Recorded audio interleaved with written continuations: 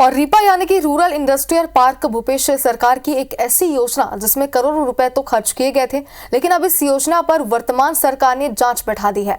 आलम यह हो चुका है कि करोड़ों खर्च कर स्थापित की गई मशीनें कबाड़ में तब्दील हो रही हैं। जिन महिलाओं को समृद्ध करने के लिए योजना बनाई गई थी वो बेरोजगार बैठी हैं। सरगुजा में भी करीब 28 करोड़ रुपए खर्च किए गए थे। ऐसे में क्या है इस योजना और इसके मशीनों की जमीनी हकीकत, देखें इस रिपोर्ट में।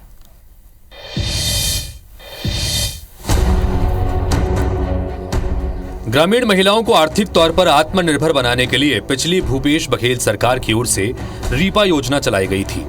इस स्कीम के तहत ब्लॉक के 2 गौठानों पर 2 करोड़ रुपए खर्च कर स्ट्रक्चर बनाने के साथ ही मशीनों की खरीदी की गई। सरगुजा जिले में भी 7 ब्लॉक के 14 गौठानों में 28 करोड़ रुपए खर्च कर मुर्रा, चिप्स, जैम के साथ साथ कई अन्य उत्पाद बनाने की मशीनें लगाई गई। लेकिन इस योजना के क्रियान्वयन में बहुत जल्दी बरती गई। दिन रात एक करके मशीनें तो लगा दी गईं, लेकिन स्व सहायता समूहों की महिलाओं को इसका उतना फायदा नहीं मिल सका जो मिलना चाहिए था। 2 समूह करते रहे, 10-10 लोग रहे न मन लाभ कहाँ होही, होबे नहीं करे। खोलना तो चाहे फायदा हो तब ना, बेफायदा कर कौन अपने खाए के जाके पड़े रही। रीपा योजना के क्रियान्वयन में जिस तरह की जल्दबाजी दिखाई गई, उसे लेकर तब विपक्ष में बैठी बीजेपी ने सवाल खड़े किए थे और प्रदेश की सत्ता की डोर थामते ही बीजेपी ने इस पर जांच बैठा दी। आज पूरे सरगुजा नहीं, पूरे प्रदेश में जाके देखिए, रूरल इंडस्ट्रियल पार्क के नाम पे गौठानों पे कोई भी रोजगार किसी भी ग्रामीण महिला को नहीं मिल रहा है। गौठान के साथ साथ पूरे रूरल इंडस्ट्रियल पार्क बंद पड़े हुए हैं।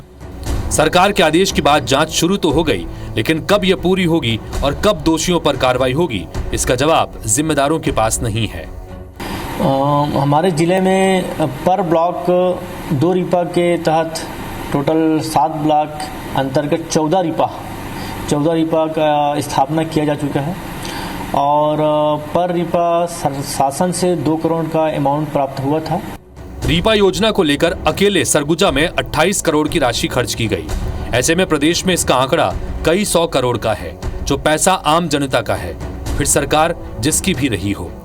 ग्रामीण अर्थव्यवस्था को मजबूत करने के उद्देश्य से पिछली सरकार के द्वारा अलग अलग ब्लॉकों में रीपा की स्थापना की गई, लेकिन रीपा में कराए गए कामों को लेकर वर्तमान सरकार ने जांच शुरू कर दिए हैं। यही कारण है कि रीपा स्थापित तो किए गए, लेकिन उसका लाभ लोगों को नहीं मिल पा रहा।